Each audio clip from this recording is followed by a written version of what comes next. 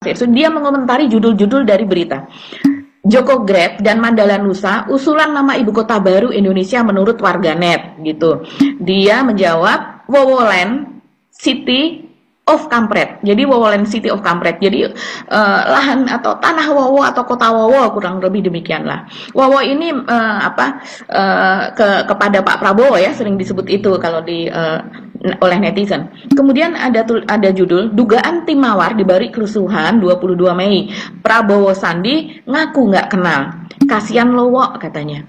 Kesaksian Tajudin yang disuruh Kiflan, ini adalah Pak Kiflan Zain, tembak Luhut Wiranto BG Goris. Dia menulis lagi mampus lowo. Aduh, luar biasa. Real count 84%, ini 13 provinsi yang dimenangi Prabowo. Komentarnya adalah provinsi terbelakang. Jadi ya, siapa yang tidak provinsi yang pada tahun 2019 lalu provinsinya menang memilih Pak Prabowo itu disebut sebagai provinsi terbelakang.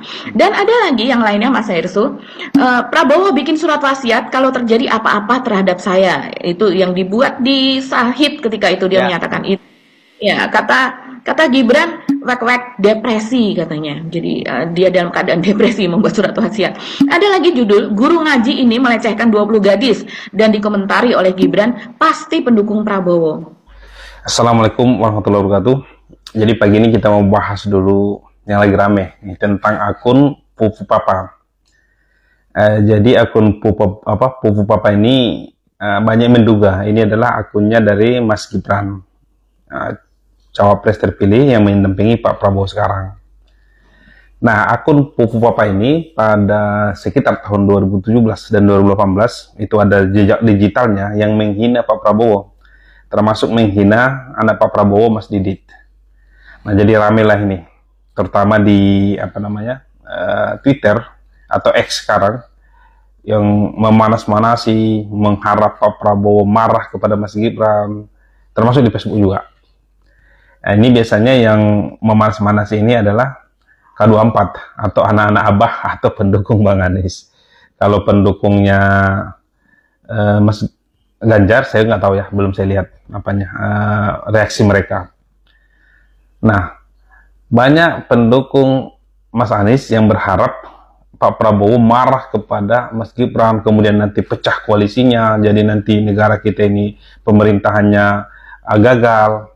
Ya, luar biasa jeleknya harapan dan doanya anak-anak Abah ini. Padahal orang-orang ini merasa sangat religius sekali. Jadi gini, walaupun anak-anak Abah ini atau pendukung Mas Anies ini adalah bekas pendukung Pak Prabowo di Pilpres 2019, sepertinya mereka belum terlalu mengenal sosok Pak Prabowo. Pak Prabowo ini tidak pernah menyimpan dendam, tidak ada rasa kebencian.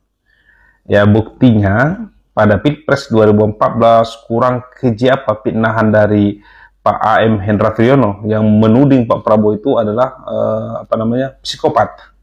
Termasuk senior-seniornya juga di TNI, banyak yang mencaci maki Pak Prabowo. Tapi balasan Pak Prabowo itu adalah tetap rasa hormat kalau ketemu dengan mereka, tidak pernah membenci. Bahkan Pak Prabowo merangkul mereka, kalau sakit beliau kunjungi. Itulah sosok Pak Prabowo.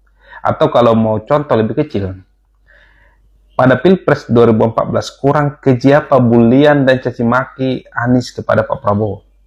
Tapi ketika Anies dibuang oleh Pak Jokowi setelah menteri ya beberapa tahun, setahun kalau nggak salah kurang lebihnya, dibuang oleh Pak Jokowi, oleh Pak Prabowo dipungut. Sampai-sampai Anies saja segan kepada Pak Prabowo. Kan ada ucapannya itu, apakah Pak Prabowo masih mau menerima saya?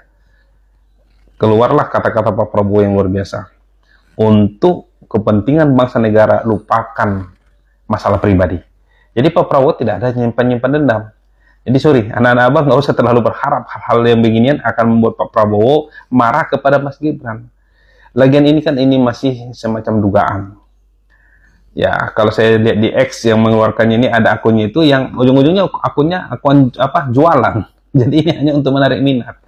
Kalian jangan terlalu berharap Pak Prabowo itu seperti kalian, pendendam, memendam rasa kemarahan. Ya, itu bukan Pak Prabowo. Pak Prabowo itu ikhlas, tidak pernah memendam rasa benci. Ya, seperti kata Gus Dur, orang paling ikhlas untuk negeri ini. Yang benar itu kita kasih kesempatan Pak Prabowo, kita dukung, kita doakan. Semoga apa selama ini yang beliau janjikan di kampanye-kampanyenya bisa beliau wujudkan. Sudahilah rasa kemarahan, kebencian kalian. Itu tidak berguna. Ya lebih bagus kalian dukung Anies sekarang untuk membentuk partai, baru kalian solid. Itu yang benar. Ketimbang kalian berharap gosip-gosip murahan begini akan membuat pecah pemerintahannya. Wah, luar biasa.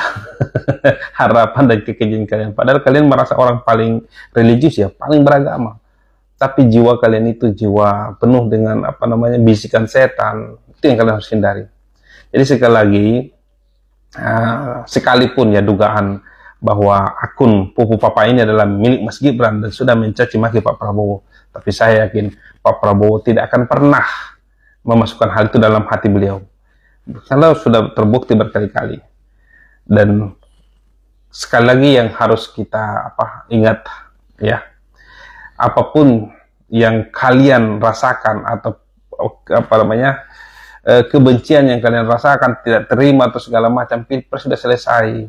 Harusnya siapapun pemerintah yang terpilih, kita terima itu fakta.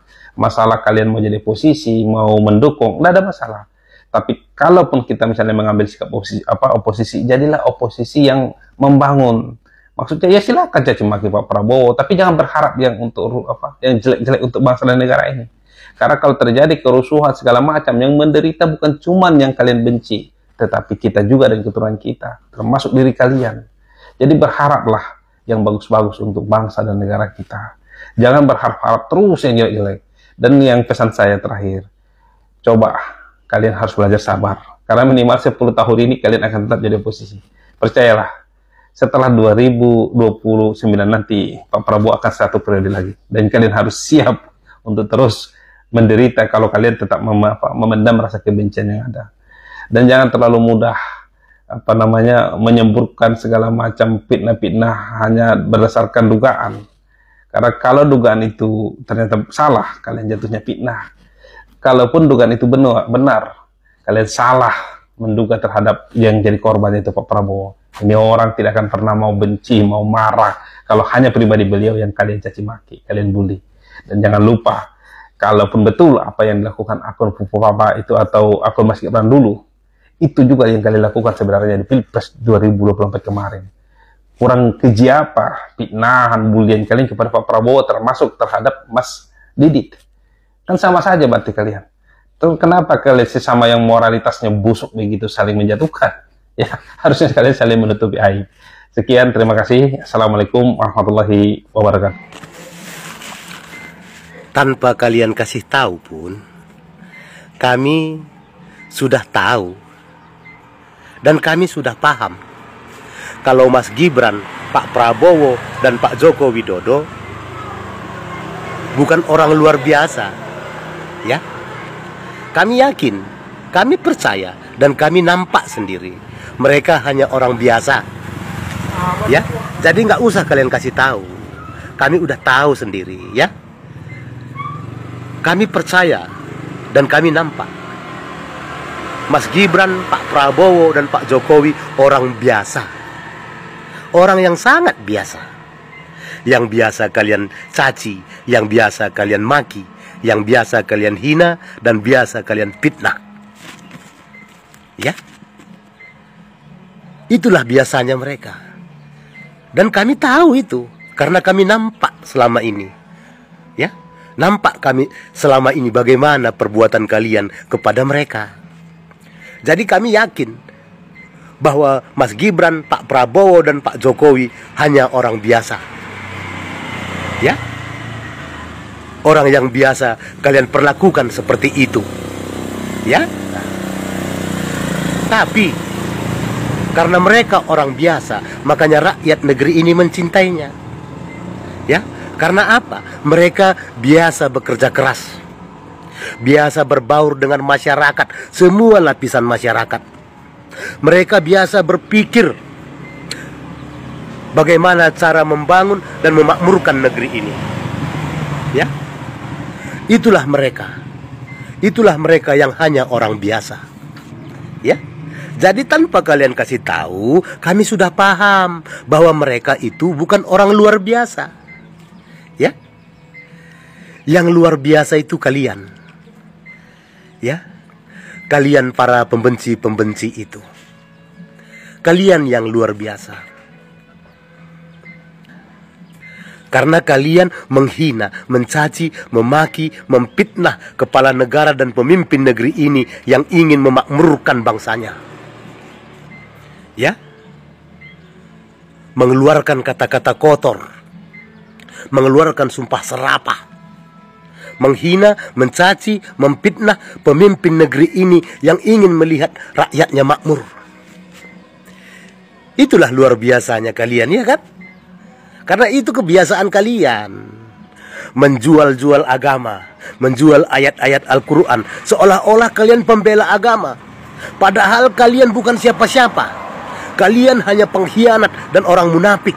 Sekumpulan orang munafik yang ingin menguntungkan golongan kalian sendiri. Ya, itulah luar biasanya kalian. Mengatasnamakan rakyat, menjual nama rakyat demi kepentingan partai, demi kepentingan golongan, demi kepuasan nafsu kalian saja. Itulah luar biasanya kalian. Ya, jadi tanpa kalian kasih tahu pun kami sudah paham bahwa Mas Gibran, Pak Prabowo dan Pak Joko Widodo hanya orang biasa. Ya, orang yang biasa berkomunikasi dengan masyarakat lapisan bawah sekalipun. Orang yang biasa berpikir bagaimana caranya supaya rakyat lebih makmur dan sejahtera. Ya, kami udah paham itu. Karena mereka orang biasa lah, makanya rakyat negeri ini mencintai mereka. Ya, kalian yang luar biasa, yang teramat sangat luar biasa. Makanya rakyat negeri ini sudah muak melihat kalian. Ya. Nah, jadi tak usah kalian kasih tahu. Kami sudah mengerti sendiri bahwa Pak Prabowo, Mas Gibran dan Pak Jokowi hanya orang biasa. Yang biasa berbaur dengan masyarakatnya, biasa bekerja keras, biasa berpikir bagaimana rakyat dan negeri ini ke depannya. Itulah mereka yang hanya orang biasa, ya kan?